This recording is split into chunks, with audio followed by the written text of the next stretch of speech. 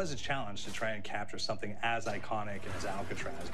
You know about this. This is arguably the most famous prison in the world, and now you're in it. Just the space, you know, the physicality of it, because it's quite claustrophobic.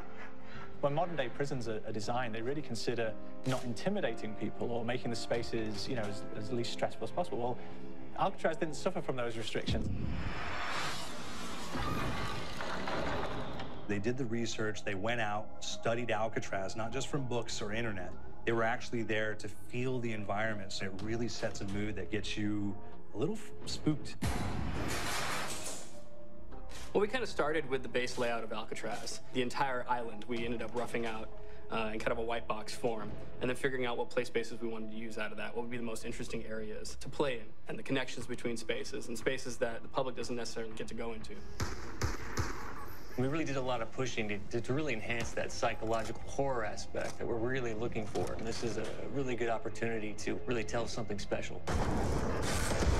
Like I got stuck right through the gates to hell! This time around, I feel like it's been identified that there are these side missions that you're going to go out and try to accomplish. Al and the rest of the groups put together this escape plan, but the point is to get the parts and assemble this plane so they can get off the island. We did something new for the first time. We have actually contextual music that goes off. So that's a first for zombies. And it's all based around this horror thriller aspect. Every location will have a specific stinger that you hear when you find it, when you discover it, when you start unraveling the story. We start building on the music that you're hearing, and it's really enhancing that experience and going along with it in parallel.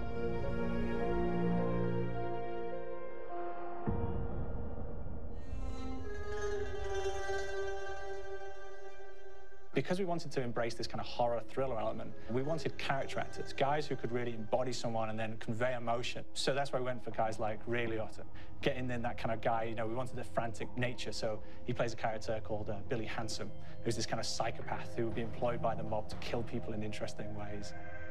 Chaz Palminteri, he plays a guy called Sal DeLuca, an old mob boss. Michael Madsen playing Finn O'Leary. He's kind of worked himself from the floor, you know, from the streets. He's got his hands dirty and the blood and the guts a couple of times. And then we had Joe Pantoliano, and he plays Arthur Arlington, who's nicknamed the Weasel.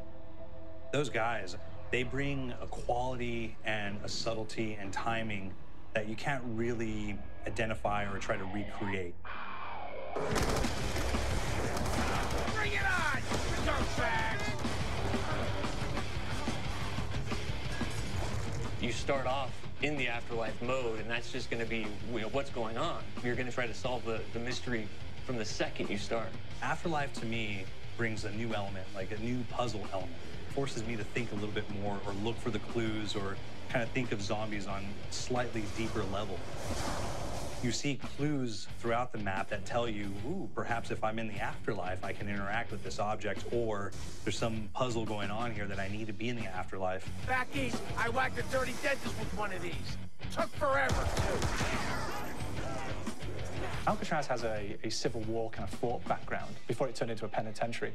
And so we had this kind of backstory, the idea that the warden would have collected Civil War weaponry. And one of them is a blundergat. It's a fictional weapon, but the idea of the combination between a blunderbuss and a Gatling gun. And possibly, there might be a way of upgrading it to a more fantastical weapon that the players may find.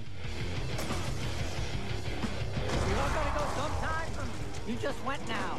There's one main zombie, one big zombie that's going to come through and wreak havoc on your life.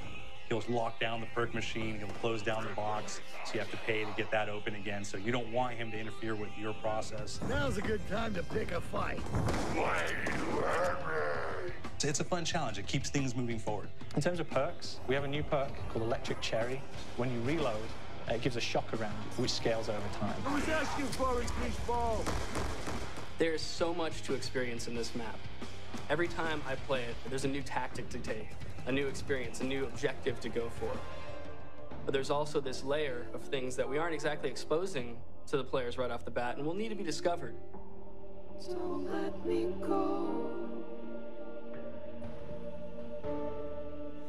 Is it the calling we hear?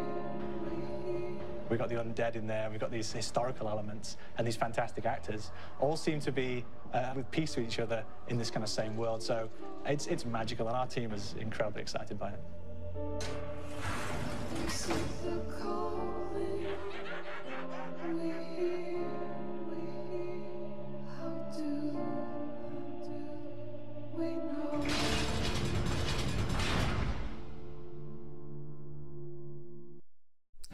Thank you guys for watching this video. I hope you enjoyed it, and if you haven't already, please subscribe, like, and comment. It really helps me grow my channel. And guys, thank you for watching this video, and I'll see you guys later. Yeah. Put my shades on.